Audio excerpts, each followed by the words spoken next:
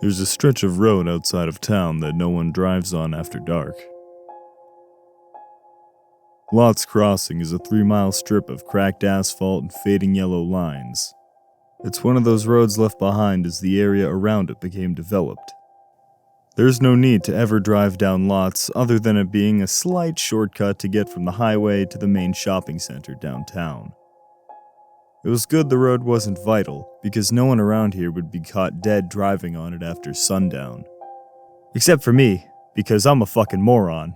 Or I was when I was 16. I'd just gotten my license, and I inherited my grandfather's Buick. The world opened to me in that infinite way it only can when you're young and getting your first bite of true freedom. The freedom to explore, to chase, to fuck up, to suffer. With enough road and gas in the tank, you're free to search and to risk as much as you'd like. With that mindset, it was only a matter of weeks after I got my license that I'd try my luck with Lots. I snuck out a little after 2 a.m., rolled the car out of the driveway with the lights off. Then I was cruising. It was chilly, but I had the window open, feeling the night air on my face. The weather was clear, a fat moon floating above.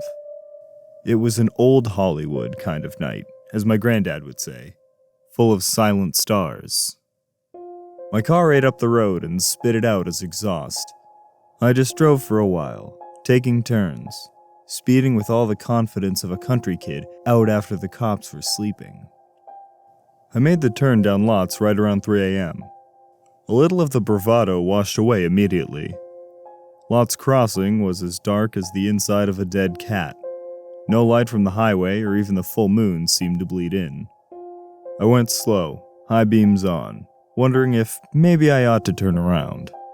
There were a lot of rumors about Lots, gruesome stories we told each other as kids after hearing about the road from older cousins and friends. No one really knew why we didn't drive on the crossing after sunset, at least I didn't know.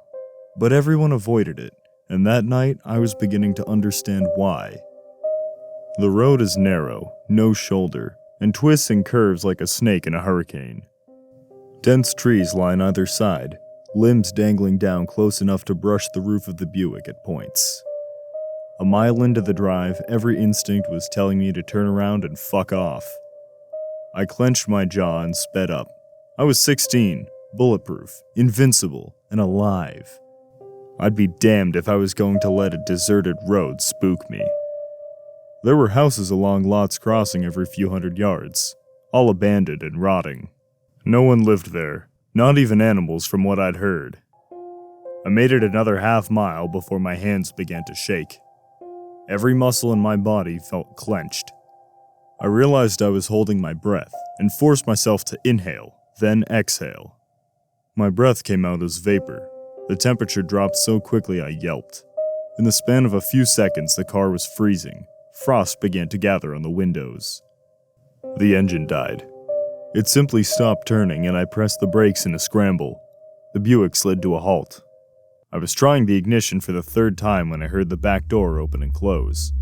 My heart was trying to claw its way out of my chest like a panicked rat. I began to look behind me, but cold hands grabbed either side of my head and forced it forward. My eyes shot to the rearview mirror. Before I could see more than a sliver of the back of the Buick, an invisible force snapped the mirror up. Whatever was in my back seat, it liked its privacy. The engine groaned to life. I sat, jaw moving while I tried to think of something to say. The radio popped on with a click. Stations began whirling by in a noisy manner. After a few moments, the dial settled on a classic station. Baby, you can drive my car. Yes, I'm going to be a star. Baby, you can drive. The last word ended in a screech, so loud the windows shook and the radio went silent. I slammed on the gas and the Buick jumped forward. Those hands were still holding my head forward. From the darkness behind me, I heard gasping breaths, like a runner pushing hard past their limit. I might have tried to talk to the passenger. I can't remember. The pressure from the hands kept growing until I was worried something would shatter or pop. Maybe my jaw. Maybe my eyes. Thankfully, it was a short ride. Less than a mile after picking up the rider, the Buick's engine died again. We were on a stretch of lots like any other, all trees and deep ditches. But I noticed a clear square of land off to my right. It was large enough that I wondered if a house might have been there once. The Buick's back door opened and closed again. I felt the hands release me, but I kept facing straight ahead. Footsteps, heavy and slow, thudded up to my driver's side door. I jammed my eyes shut. Something knocked on the glass. Waited. Tapped again. Part of me wanted to look. Part of me knew better. Eventually I heard the footsteps leave. After another minute, the engine came back and I was off.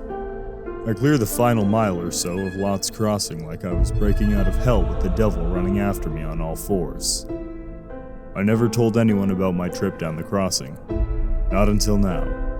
I've never gone back to Lot's, day or night. The Buick was dead within a year. Just an old car, I told myself, though I know in my bones that evening with the passenger was what did it.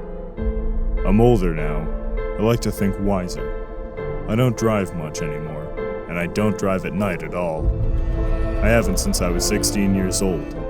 Every time I try, I feel a pull towards empty, forgotten roads. Shortcuts the world doesn't need anymore. I know if I ever night drive again, there will be passengers waiting for me. I've been marked, and I dread another encounter. Who knows where the next rider will want to go?